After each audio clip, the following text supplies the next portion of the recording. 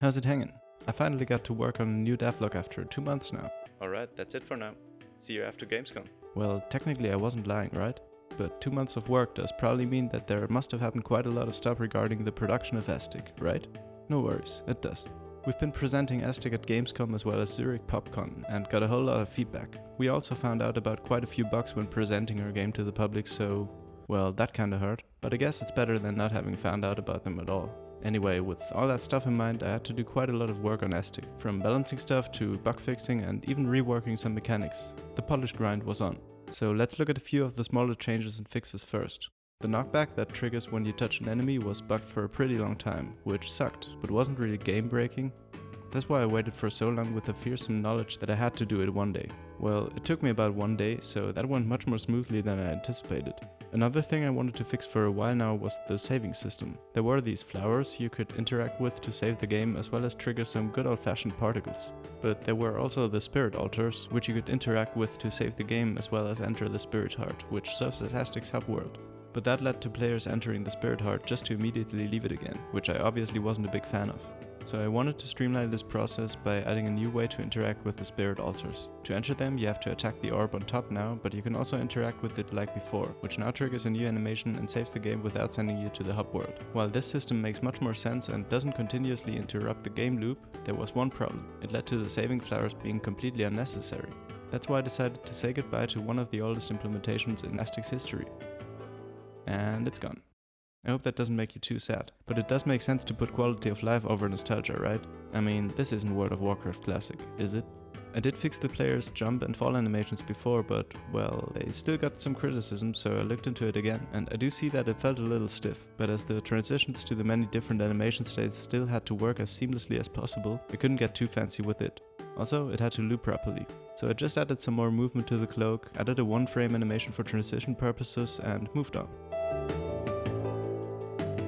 Next up, I reworked all of the maps, as they were sometimes quite hard to read. I added background colors that matched the corresponding area as well as some extra icons. Those include dots that represent exits and entrances to the different rooms, but also these arrows that represent the exits of the whole area.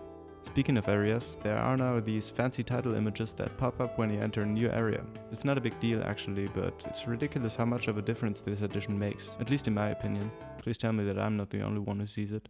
Anyway, I also changed the font of the in-game text and added a button prompt font for the tutorial. Not too much to say about this, but it's worth mentioning. So let's get into the bigger changes.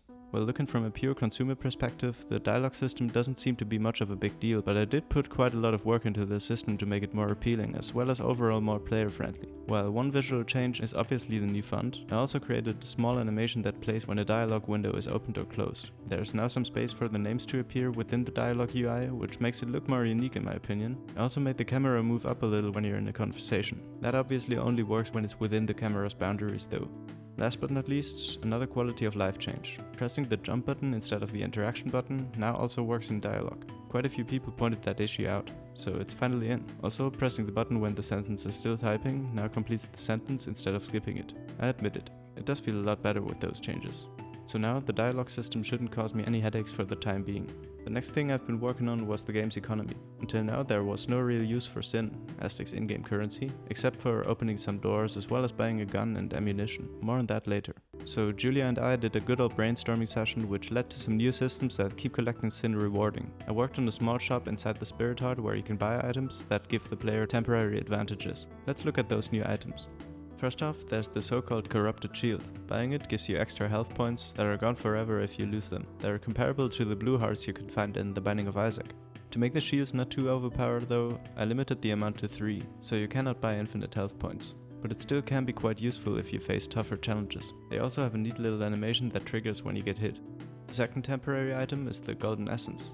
When you buy it, this icon appears in the HUD. It symbolizes that you have an extra life. So as you might have guessed, that means that your health will set back to maximum after you lose your last health point. On top of that, it also replenishes your potion as well as your essence drops. If you played the old demo, you might ask yourself why it refills your essence too. Before, it was only used to fill your potion, so there wouldn't be a point in filling them up separately, but I changed that too. As mentioned before, I did some stuff to the gun mechanic, and by some stuff I mean that I removed it entirely.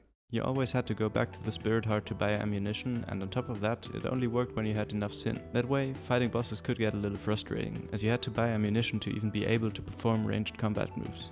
But as I said, I didn't only rework the ammunition system, I went a step further and removed the gun entirely to replace it for a new ranged combat ability, the Force of Mist.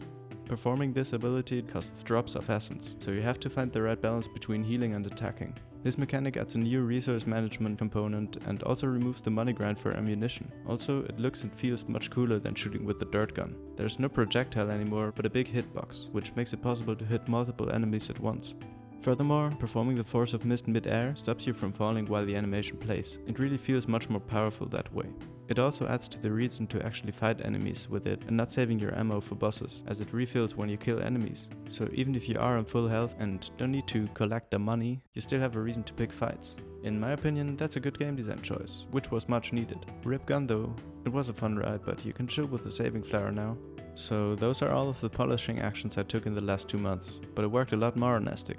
I started working in a new area called Traveler's Torment, which is a whole new topic to talk about. However, let's save this one for the next devlog.